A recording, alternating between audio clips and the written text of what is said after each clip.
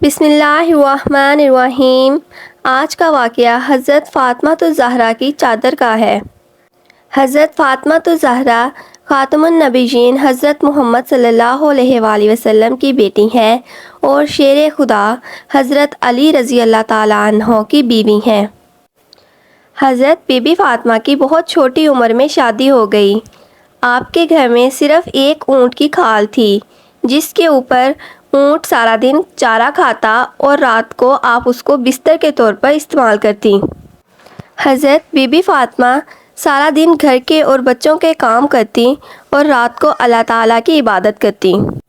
کہا جاتا ہے کہ حضرت بی بی فاطمہ کے ایک ہی سجدے میں فجر ہو جاتی۔ ایک دفعہ مسجد نبوی میں دربار لگا ہوا تھا۔ ایک شخص جو کہ قبیلہ بنو سلیم سے تعلق رکھتا تھا آپ صلی اللہ علیہ وآلہ وسلم کے پاس آیا اور کہنے لگا، اے اللہ کے نبی، میں ایک واحد شخص ہوں جس نے اپنے باپ دادا کا دین چھوڑ کر اسلام کو اختیار کر لیا۔ میرے پاس کھانے پینے کے لیے کچھ بھی نہیں ہے۔ تب مسجد نبوی میں 350 صحابہ اکرام موجود تھے۔ آپ صلی اللہ علیہ وآلہ وسلم نے کھڑے ہو کے کہا، ہے کوئی اللہ کا بندہ جو اس شخص کو سواری دے سکے؟ تب ایک صحابہ اکرام کھڑے ہوئے اور کہا، اے اللہ، میں اس کو سواری دیتا ہوں۔ آپ صلی اللہ علیہ وآلہ وسلم نے ایک مرتبہ پھر فرمایا، ہے کوئی شخص جو اس انسان کو کپڑے دے سکے؟ تب ایک صحابی کھڑے ہوئے اور ان کو کپڑے دے دیے۔ وہ شخص آپ صلی اللہ علیہ وآلہ وسلم سے کہنے لگا، اے اللہ کے رسول، میرے پاس کھانے کے لیے کچھ بھی نہیں ہے۔ مسجد نبوی میں 350 صحابہ اکرام موجود تھے۔ آپ نے پھر ارشاد فرمایا، ہے کوئی شخص جو اس انسان کو روٹی کھلا سکے؟ تمام صحابہ اکرام خاموش ہو گئے۔ تب حضرت سلمان فارسی کھڑے ہوئے اور کہنے لگے، اے اللہ کے رسول، یہاں پر جتنے بھی لوگ موجود ہیں ان کے گھر میں فاقے چل رہے ہیں۔ آپ صلی اللہ علیہ وآلہ وسلم نے ارشاد فرمایا، کیا یہ انسان یہاں سے بھوکا جائے گا؟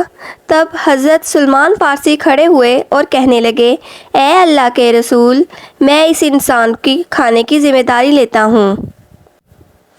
حضرت سلمان فارسی اس مہمان کو لے کر حضرت بی بی فاطمہ کے دروازے پر چلے گئے۔ حضرت بی بی فاطمہ کا دروازہ وہ دروازہ ہے جہاں جبرائیل امین بھی بڑے خیال سے کھڑے ہوتے ہیں۔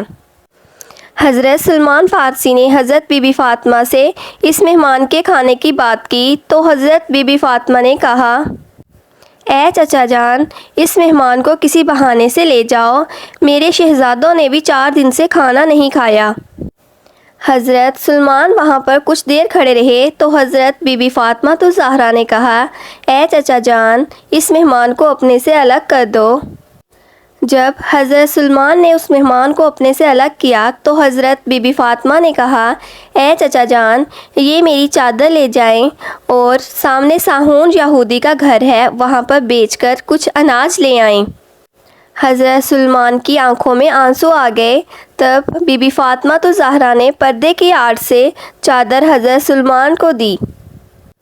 یہ چادر کوئی عام چادر نہیں ہے، یہ چادر رسول اللہ صلی اللہ علیہ وآلہ وسلم نے رخصتی کے وقت مجھے دی تھی۔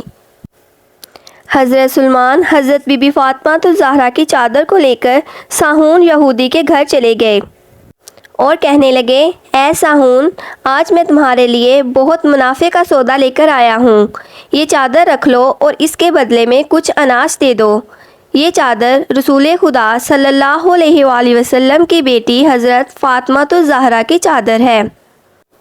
ساہون یہودی نے چادر کو ترازو میں رکھا اور اناج تولنے لگا۔ اناج تولتے تولتے ساہون نے کہا، تم یہ چادر کیوں بیچ رہے ہو؟ حضرت سلمان نے کہا، آج حضرت بی بی فاطمہ الزہرا کے دروازے پر ایک مہمان آیا ہے جس کو کھلانے کے لیے ان کے پاس کھانا نہیں ہے، تب وہ اپنی چادر بیچ کر اس مہمان کو کھانا کھلانا چاہتی ہیں۔ یہ سن کر ساہون یہودی کے ہاتھ سے ترازو گر گیا اور اندر گیا اور ایک کتاب لے کے آ گیا۔ حضرت سلمان کو کتاب دکھا کر کہنے لگا یہ کتاب ہماری ہے لیکن اس پر باتیں تمہاری رسول خدا صلی اللہ علیہ وآلہ وسلم کی بیٹی کی لکھی ہیں۔ اس پر لکھا ہے کہ ایک مرتبہ حضرت فاطمہ زہرا کے گھر مہمان آئے گا جس کو وہ کھانا کھلانے کے لیے اپنی چادر تک بیچ دیں گی۔ یہودی نے اپنی کتاب رکھی اور حضرت سلمان سے کہنے لگا اے سلمان، یہاں سے جتنا اناج لے کر جانا ہے لے جاؤ۔ حضرت سلمان وہاں سے اناج لے کر حضرت بی بی فاطمہ کے گھر جانے لگے تو راستے میں دیکھا یہودی بھی آپ کے پیچھے آ رہا ہے۔ حضرت سلمان نے یہودی سے پوچھا تم نے تو اناج دے دیا ہے، اب پیچھے کیوں آ رہے ہو؟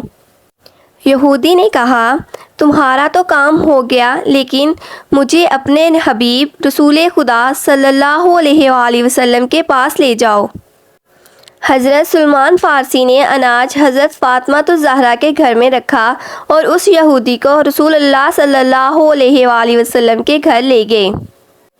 اس طرح وہ یہودی ایمان لے آیا اور مسلمان ہو گیا۔